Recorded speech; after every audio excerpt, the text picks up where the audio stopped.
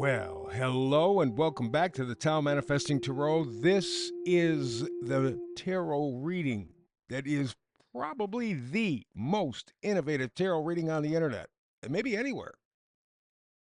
Today's reading, by the way, is all about by whose rule book?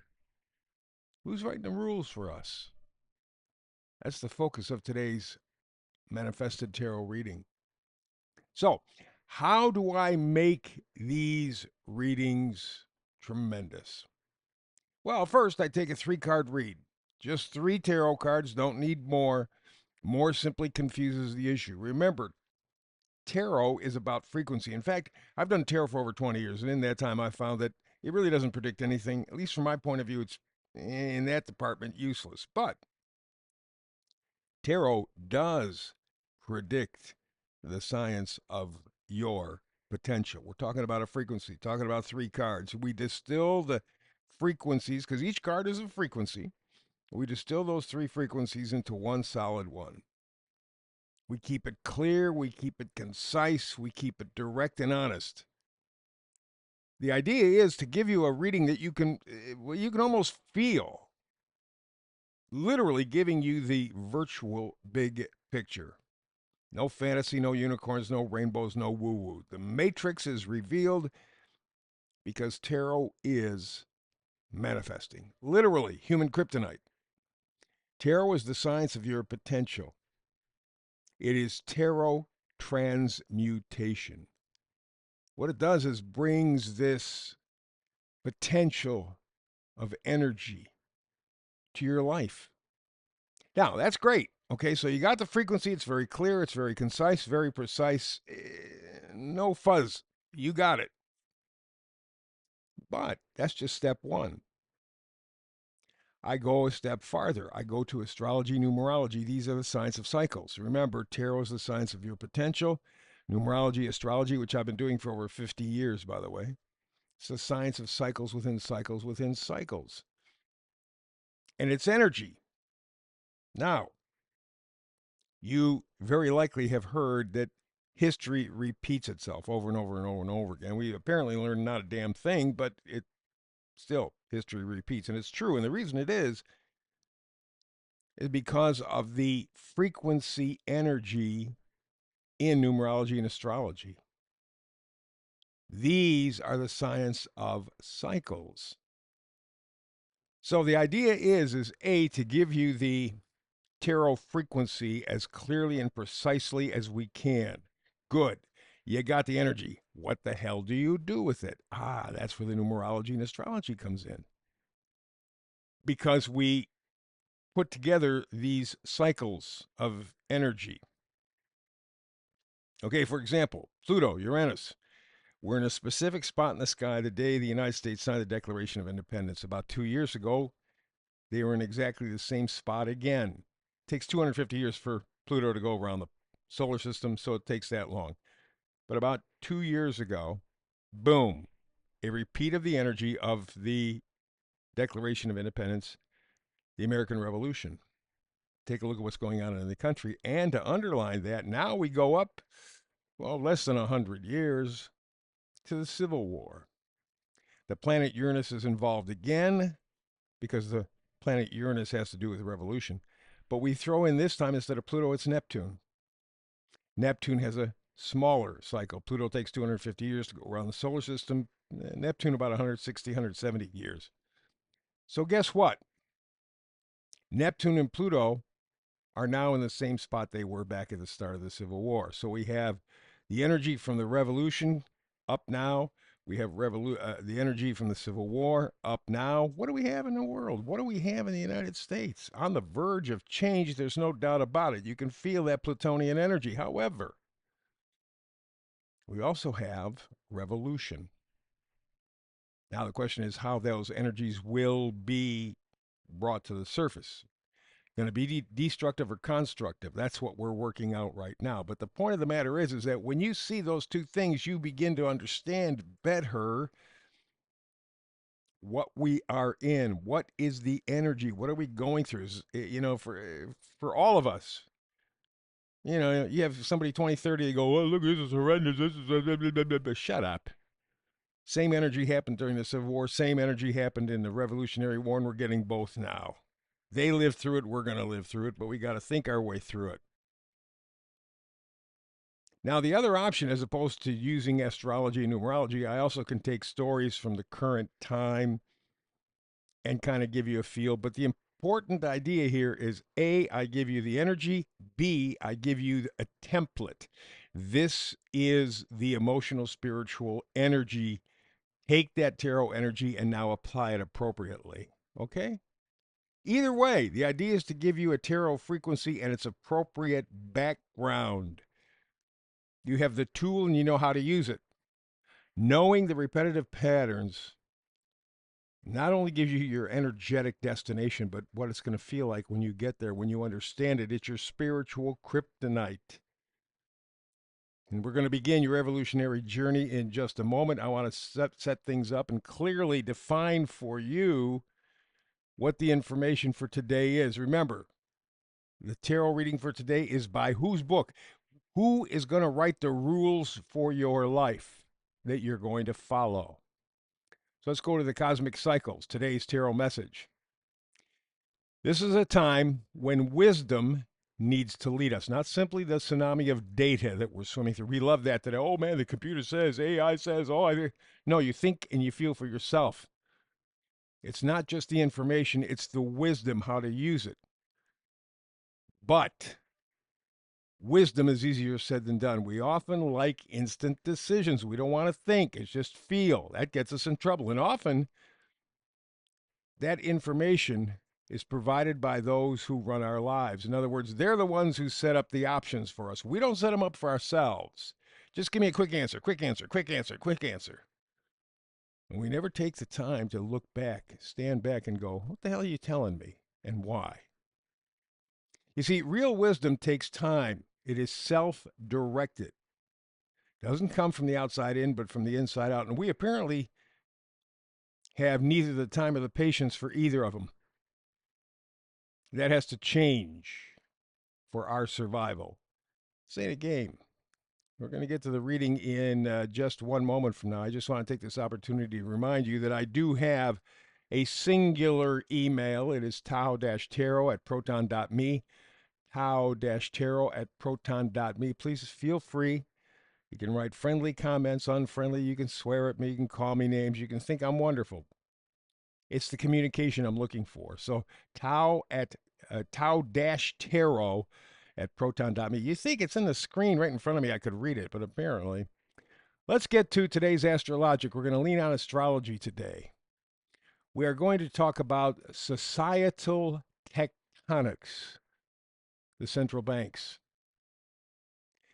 It has been described by people who have looked at the central banks, the Jew bankers, European Jew bankers primarily, not exclusively, but primarily, that central banks are the single greatest control mechanism of human behavior.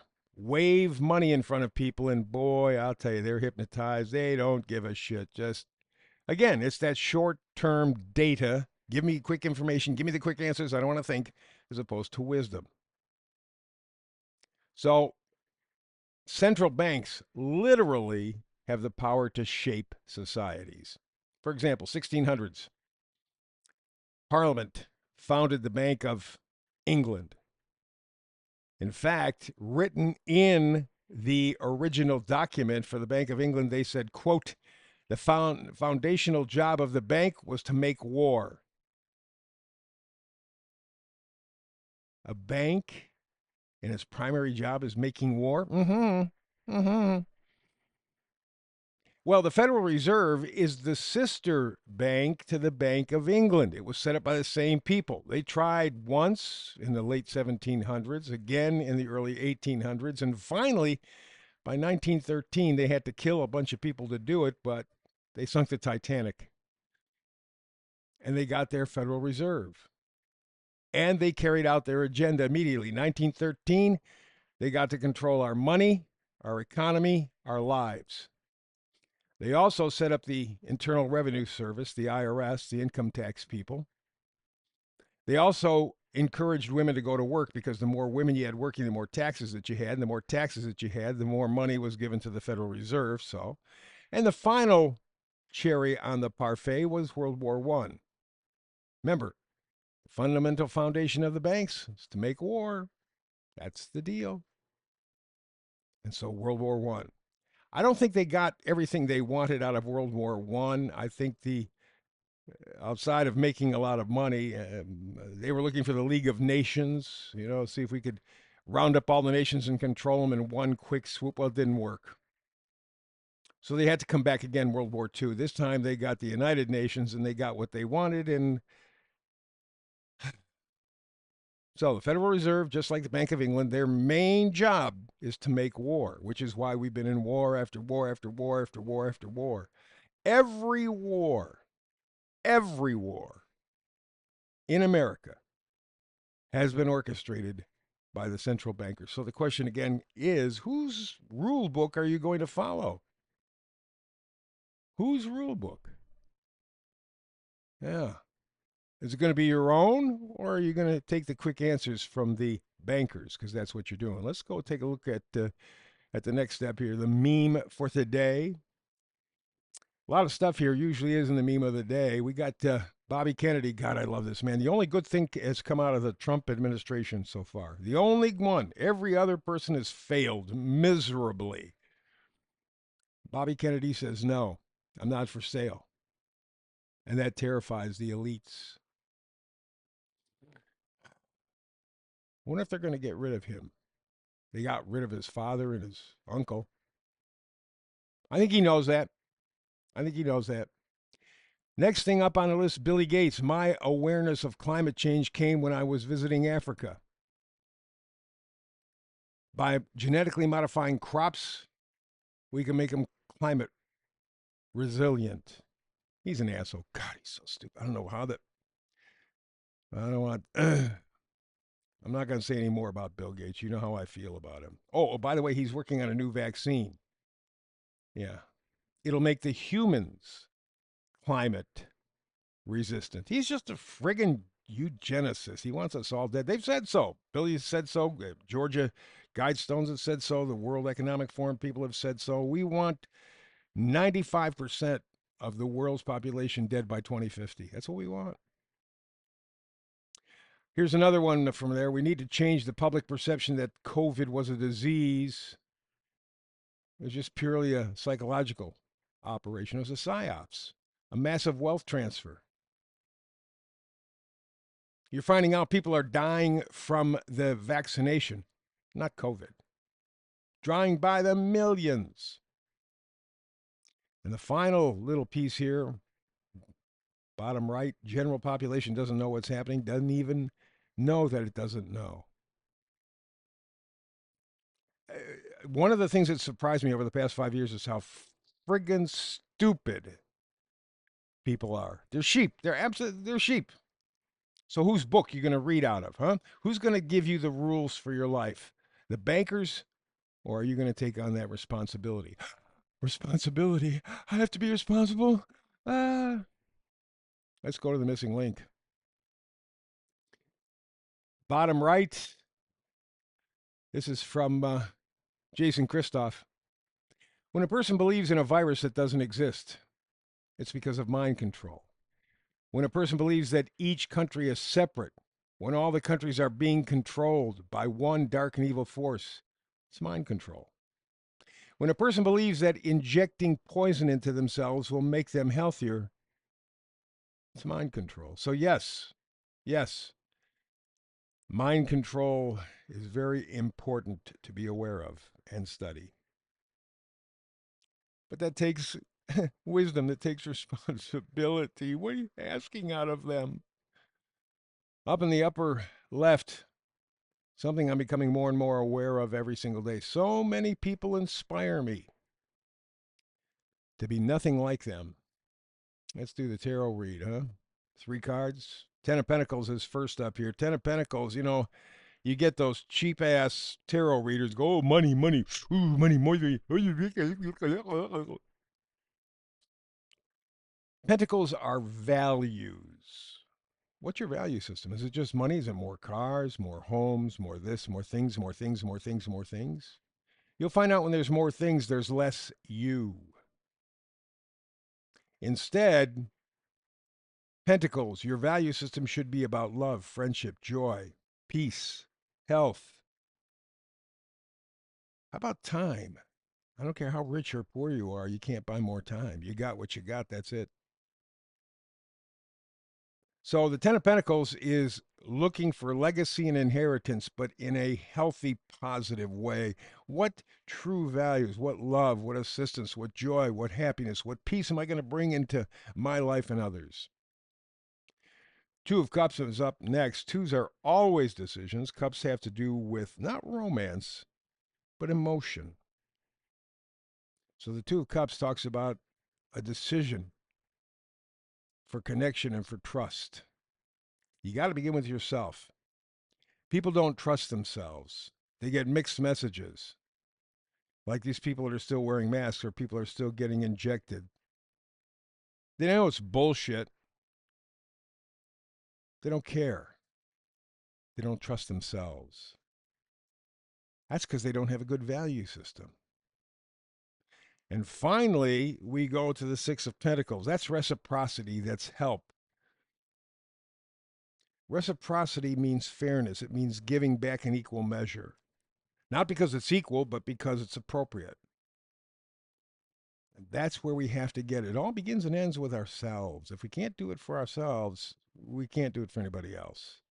Ten of Pentacles says get a good, clear, positive value system. The one that you make for you, not the goddamn bankers. Then, Two of Cups says make a decision to connect with yourself, to trust yourself, because then you can connect and trust with others. And finally, the Six of Pentacles says reciprocity, give back in equal measure to yourself so that you can do the same for others. That's the key. We're out of time. Thank you very much. I just said a moment ago, you cannot buy more time. So when you come here every day, you're investing. Thank you. I appreciate it. And I do not take that for granted. God bless you. Thank you, bunch. Hey, like and subscribe. There is nasty shit going on behind the scenes with the internet. You may be catching little bits and pieces of it. Podcasters feel it head on. Help out. With this podcast, please like and subscribe, like and subscribe, like and subscribe as I work hard to not only give you data, but maybe some insight, some wisdom as well. God bless. Alrighty, between now and the next time you and I get together and do this tarot stuff, peace and blessings.